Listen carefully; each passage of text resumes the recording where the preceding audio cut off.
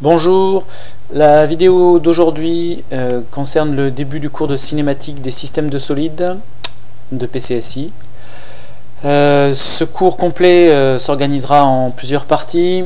On va commencer tout de suite là par une petite introduction définissant l'illustration que l'on déroulera le long de ce cours. Puis l'on abordera la notion de position, puis vitesse, puis accélération d'un point dans un mouvement donné. Ce sera ce qui nous occupera dans la vidéo ce jour. Ensuite, plus tard, nous nous intéresserons au champ des vitesses d'un solide, puis au champ des accélérations d'un solide, avant de terminer par des éléments de résolution en termes de cinématique des systèmes de solides. Ce chapitre de cinématique nous permet donc de démarrer la mécanique des systèmes de solides, qui se poursuivra plus tard dans l'année par le chapitre de statique des systèmes de solides, et nous permettra ainsi d'ouvrir les perspectives pour l'année prochaine en PSI traiter la dynamique des systèmes de solides. Alors en introduction, l'illustration fil rouge de ce cours, c'est un manège de foire du trône.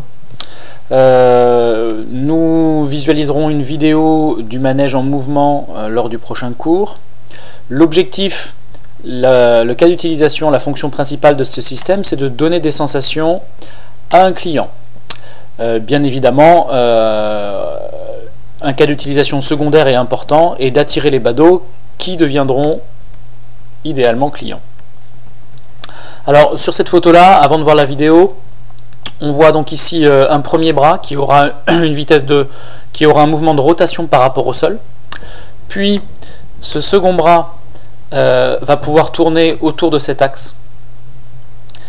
Et enfin, au niveau des nacelles, on va avoir une rotation des nacelles de cette manière-là. Puis, en plus, chacune des nacelles peut tourner autour de son axe propre. Donc vous imaginez bien que pour donner des sensations, ça devrait être réussi. Alors, ce qui va nous intéresser là, ça va particulièrement être les exigences associées à déplacer des passagers, en termes de vitesse maximale et accélération maximale au niveau des passagers. Bien évidemment, on veut donner des sensations à des passagers, mais on veut que les clients soient contents, satisfaits, qu'ils ne ressortent pas malades. Donc on va quand même limiter les niveaux de vitesse atteints au niveau de la tête des passagers, donc entre 30 et 50 km/h, et on va limiter l'accélération maximale entre 1,2 et 1,8 G, de manière à éviter des malaises. Alors ce système réel, là, on a une photo ici en haut à gauche, eh bien on va du coup, pour pouvoir valider ses performances en termes de vitesse et d'accélération, on va être amené à le modéliser. Alors une première modélisation est proposée ici et de manière informelle, non normalisée, où l'on visualise le premier bras motorisé par un vérin, puis ensuite les autres constituants jusqu'aux nacelles sur lesquelles sont représentés des passagers. Ce qui nous permet de commencer à poser dans le plan un petit peu les distances, les dimensions, les points, axes fondamentaux qui nous seront utiles lors de l'étude. Donc cette modélisation-là est informelle. En revanche, des éléments que l'on va mettre en évidence au fur et à mesure de ce cours, pas tout de suite aujourd'hui, mais lors de la prochaine séance, c'est que on va définir des solides. Donc ici en l'occurrence pour ce système, un bâti plus 6 solides. Et puis entre chacun des solides, on va définir des liaisons et on va pouvoir représenter de manière simple la structure, l'organisation du système de solides par, dans un premier temps, un graphe de structure ou graphe des liaisons dans lequel on représentera les solides et les liaisons. Ce qui nous permettra ensuite de proposer un schéma cinématique qui nous permettra de définir les points, les axes fondamentaux d'étude, les dimensions fondamentales qui nous seront utiles lors des calculs pour déterminer, dans le cadre de la validation de cette vitesse et de cette accélération au niveau de la tête d'un passager. Une fois que l'on aura déterminé ainsi des solides et des liaisons fondamentales dans le mécanisme, on pourra ensuite paramétrer en définissant des longueurs, des axes entre les différents points, de manière à pouvoir mener les calculs. Donc j'ai détaillé ici du coup la démarche générale et globale, et puis au fur et à mesure de ce cours, on va être amené à proposer, à construire ces différents éléments de modélisation, ces différentes étapes de modélisation qui nous permettront de calculer vitesse et accélération. Commençons donc maintenant à proprement parler le cours de cinématique des systèmes de solides, en commençant par la notion de position. Donc normalement, dans le cadre du cours de physique de terminale, vous avez déjà abordé la notion de position d'un point dans un référentiel. Donc si je me place dans un référentiel donné, donc avec une origine O0 et 3 vecteurs x0, y0, z0, référentiel que je vais appeler R0, et puis je vais m'intéresser à un point M, et puis de manière à pouvoir faire des choses qui vont nous être directement utiles, je considère que ce point appartient à un certain solide S. Et bien donc la position du point M est repérée par le vecteur position, donc ici O0 M, et ce vecteur position, je peux donner son expression dans une base ou une autre, et en particulier ici dans le repère R0, x0, y0, z0, je peux donner ces différentes coordonnées x, y, z. Donc dans le repère cartésien. Dans l'exemple du manège, on peut tout de suite proposer le vecteur position au niveau du point F de la tête d'un passager. Je reviens sur le transparent précédent pour préciser un petit peu les points. Donc l'origine est fixée l'origine O est fixée au point d'ancrage du premier bras.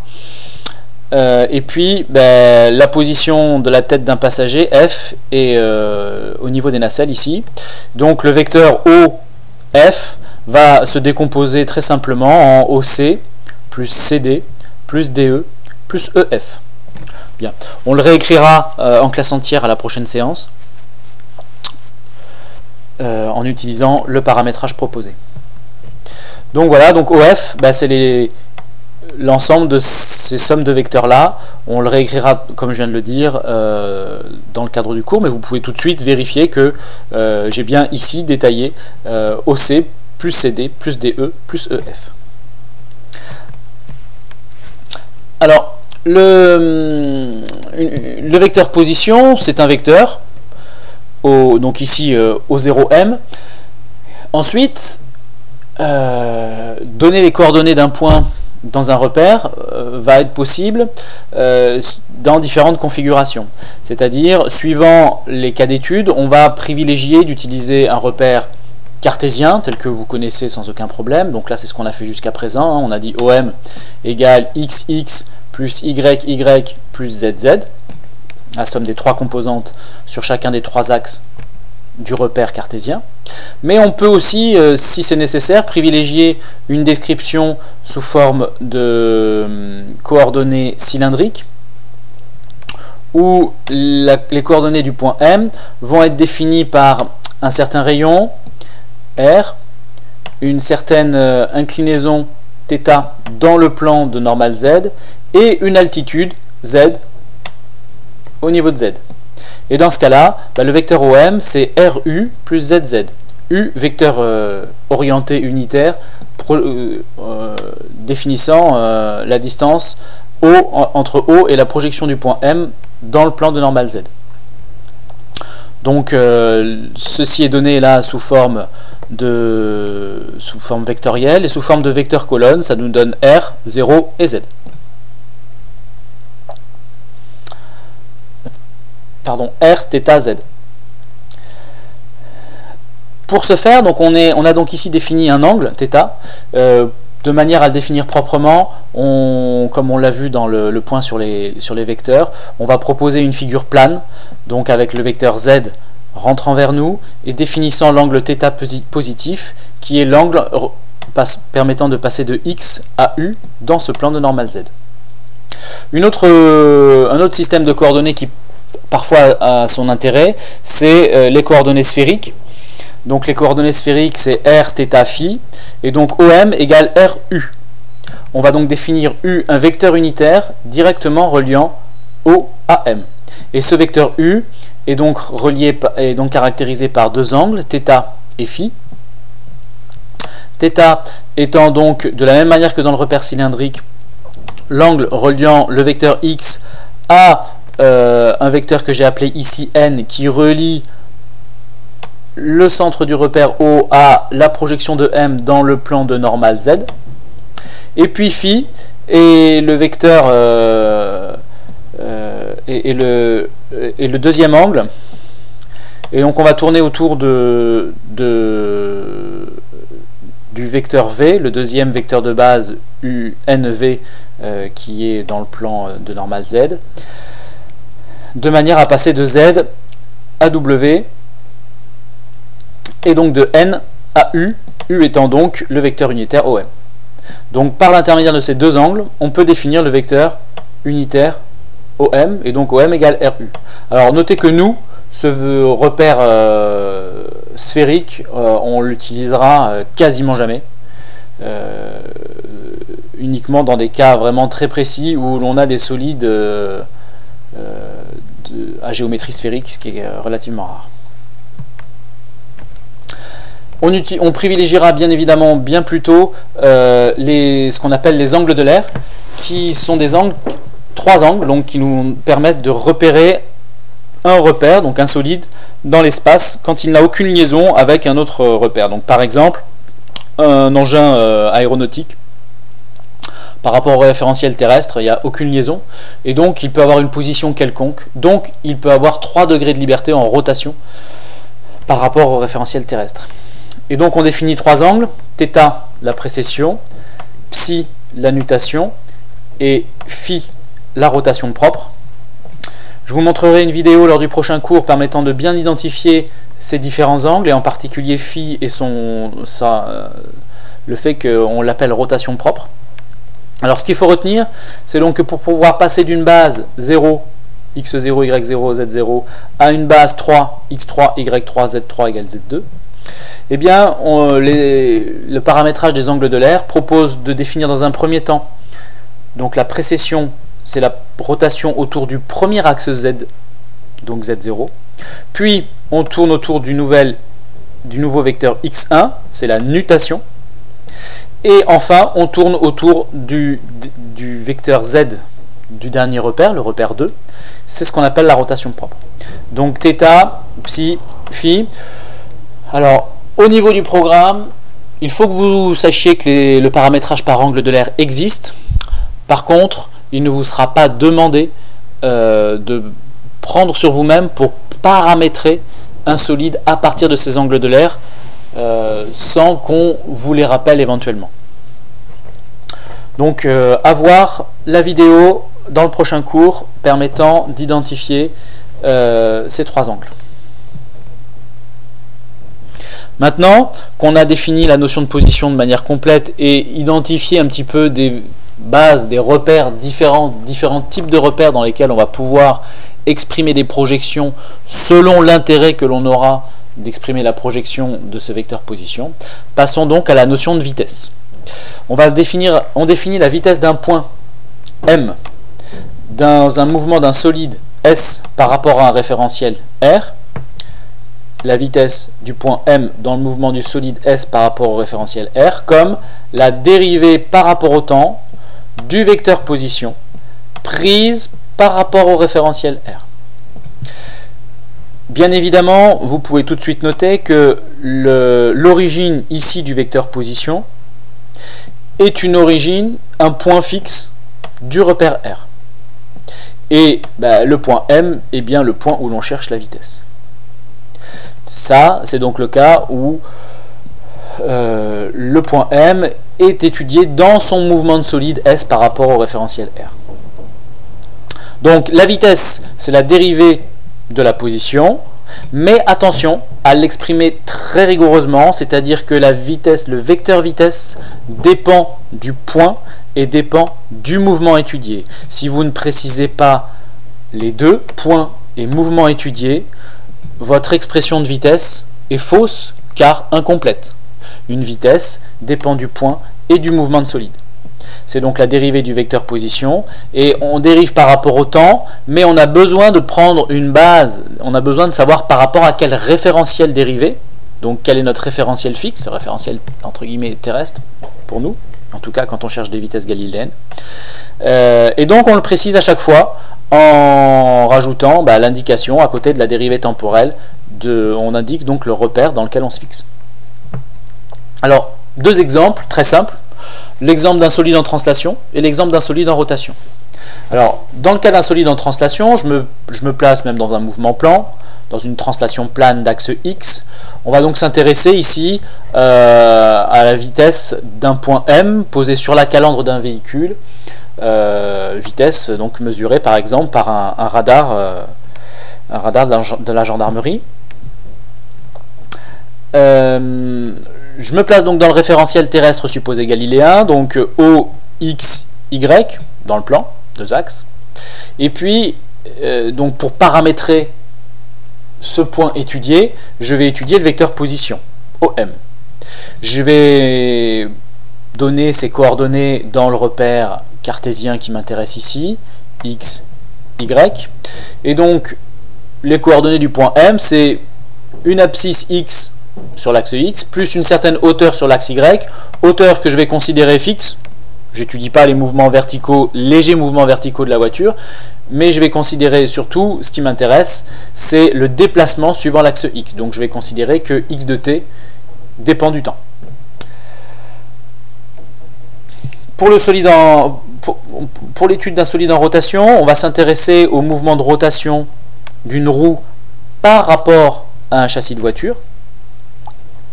Donc je vais prendre comme origine le point ici noté A, qui est centre de la roue, qui est fixe dans le référentiel lié à la caisse de la voiture. Et puis je vais m'intéresser à un point M sur la bande de roulement du pneu. Donc étude préalable éventuellement dans le cas où l'on étudierait des phénomènes d'usure, des phénomènes de glissement au contact des pneus sur le sol. Donc si on est manufacturier, qu'on développe des pneumatiques, on a besoin d'étudier ces vitesses-là. Et donc dans un premier temps, donc là on est à l'étape de vecteur position. Le vecteur position permettant de repérer le point M étudié ici, c'est le vecteur AM. Et donc je vais utiliser cette fois-ci bien évidemment un repère cylindrique, et donc je vais dire que AM égale RU, R étant le rayon, donc le rayon de la roue, de roue plus pneu, et U, le vecteur unitaire qui tourne avec M incliné d'un angle θ par rapport à X dans le plan de normale Z. Donc voilà pour, dans ces deux cas, translation et rotation, les vecteurs position. On va donc maintenant s'intéresser à calculer proprement, rigoureusement les vitesses. Alors qu'est-ce que ça donne? Dans le cas du solide en translation dans un premier temps, je m'intéresse à la vitesse du point M dans le mouvement de la voiture par rapport au sol. C'est donc la dérivée du vecteur position OM dans le référentiel lié au sol, c'est-à-dire dans OXY. J'ai donc à dériver ceci par rapport au temps. J'ai donc là une somme de deux termes, donc je vais commencer par dériver ce premier terme. Ce premier terme est un produit, donc j'ai la dérivée d'un produit, je vais donc avoir la dérivée de x portée par x, c'est le terme qui est ici, x.x, plus cette quantité-là fois la dérivée du vecteur x, à ne pas oublier, donc x de t dx sur dt par rapport au sol, plus la dérivée du second terme, même chose, donc hy, dérivée de hy par rapport au sol, et bien évidemment h étant constant et y étant constant, cette quantité dérivée de hy par rapport au temps pris dans le référentiel du sol est nulle. De la même manière, x étant constant, dx sur dt par rapport au sol est nul. Il nous reste donc uniquement la vitesse étudiée, mesurée par un radar de gendarmerie, x.x. C'est bien la vitesse du véhicule de translation suivant l'axe X. On l'a montré proprement, et donc attention à bien penser à la dérivée des différents termes, donc dérivée d'une somme, dérivée d'un produit, à bien tout détailler. Ici, bien évidemment, le repère d'expression du vecteur position et le repère lié au sol cartésien par rapport auquel on fait l'étude, donc les dérivés des vecteurs par rapport au temps sont nuls. Ce qui ne va pas être le cas dans le cas d'un mouvement d'un solide en rotation auquel on vient maintenant. Donc on avait exprimé le vecteur position. La vitesse du point M dans le mouvement de la roue par rapport à la voiture, qui est la vitesse qui m'intéresse, donc si je m'intéresse au contact du pneu sur le sol pour optimiser le développement d'un pneu. C'est donc la dérivée de AM par rapport à la voiture, donc dérivée de RU par rapport à la voiture. Comment faire? Eh bien tout simplement, on utilise la formule de changement de base de dérivation mise en évidence dans un cours précédent, il n'y a pas si longtemps, la semaine dernière.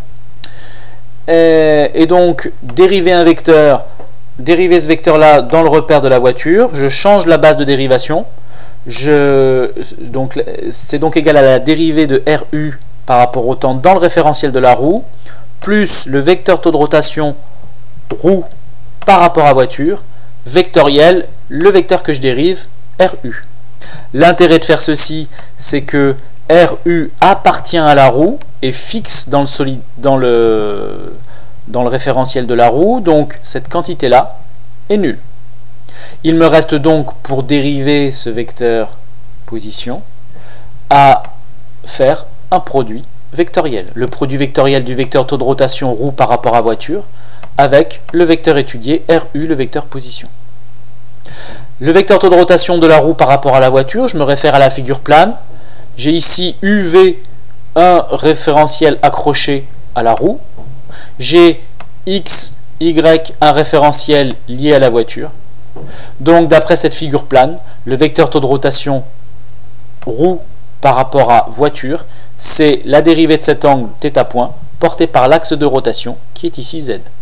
J'ai donc à faire le produit vectoriel θ point Z vectoriel RU, Z vectoriel U, produit vectoriel Z par U me donne bien V. La vitesse au final c'est R θ point V. La vitesse est orthoradiale portée par V, proportionnelle au rayon et proportionnelle à la vitesse de rotation. C'est des choses que vous connaissez déjà ou que vous auriez pu très facilement intuiter. Attention à bien utiliser le changement de base de dérivation, la formule de changement de base de dérivation, autrement appelée formule de base mobile, c'est ce que l'on a fait dans cette égalité-là, de manière à avoir des calculs qui sont très rapides et faciles à mener.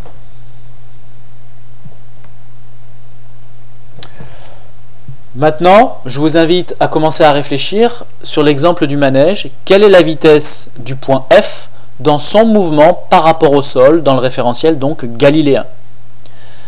Ça va bien évidemment être la dérivée du bon vecteur position, OF, prise donc dérivée par rapport au temps, prise dans le référentiel lié au sol. Je vous invite à essayer de démarrer ces calculs et nous les mènerons lors du prochain cours en classe entière. Pour terminer, définissons la notion d'accélération d'un point d'un solide par rapport au référentiel. De la même manière que l'on a fait pour la vitesse, l'accélération d'un point M dans un mouvement de solide S par rapport à un référentiel R, c'est la dérivée de la vitesse, c'est-à-dire la dérivée de la vitesse du point M, le même point, dans le même mouvement de solide, S par rapport à R, dérivée par rapport au temps, prise par rapport au référentiel, toujours le même R. Donc, ce qui est fondamental, c'est qu'on a bien R ici, R là, S, le mouvement de solide S par rapport à R se retrouve de la même manière que le point. Donc on ne change pas de point, on ne change pas de mouvement. Quand on calcule l'accélération d'un point dans un mouvement donné, on reste au même point, dans le même mouvement, et on dérive par rapport au temps la vitesse. Donc accélération du point M dans le mouvement de solide par rapport au référentiel égale dérivée temporelle de la vitesse du point M dans le même mouvement de solide par rapport au référentiel de base R. Alors pour le solide en translation, on ne va pas détailler les calculs, vous pouvez essayer si nécessaire les détailler sur votre copie. Bien évidemment, on va dériver la vitesse qui était x point x, donc on va avoir x point point, dérivée seconde de x, porté par l'axe X, puisque le vecteur X est toujours constant, on n'a plus qu'à dériver cette quantité-là. Donc ça, c'est bien l'accélération en translation de la vitesse de la voiture par rapport au sol. Au niveau de l'accélération d'un point M dans un mouvement de roue par rapport à voiture, donc toujours un point de la bande de roulement, on va donc avoir à dériver la vitesse obtenue précédemment, donc Rθ.v, dérivée temporelle prise dans le référentiel de la voiture, référentiel mobile par rapport à notre référentiel à nous, terrestre galiléen. De la même manière, je vais utiliser ici la formule de changement de base de dérivation. Je vais donc dériver ce vecteur Rθ.v dans le référentiel lié à la roue, dans lequel v est fixe, ce qui me donne donc Rθ.v, plus pardon, non, je reprends. Qu'est-ce que j'ai fait là? J'ai pas encore tout de suite utilisé la formule de changement de base de dérivation. J'ai dérivé le produit. R étant constant, j'ai donc deux éléments. Θ point à dériver, ça fait Rθ.v. Et puis V à dériver, ça fait donc Rθ point dérivé de V par rapport au temps dans le référentiel de la voiture. Ce terme-là, par un changement de base de dérivation éventuellement qu'on écrira en classe entière, la dérivée de V par rapport au temps dans le référentiel de la voiture, c'est θ point U. Le vecteur orthoradial, quand on le dérive, c'est θ point fois le vecteur radial, si vous l'avez déjà vu en physique. De la même manière, calculons l'accélération d'un point du manège. Alors pour F, ça commence à faire des calculs très très lourds, donc on va s'arrêter à D par rapport au sol. On détaillera ce calcul en classe entière de manière à appliquer vitesse et d'accélération et donc utiliser les notions de calcul vectoriel vues dans la vidéo précédente. Donc ceci, illustration menée au prochain cours. On clôt donc ici cette première vidéo de cinématique des systèmes de solides permettant de définir position, vitesse et accélération d'un point dans un mouvement de solide donné.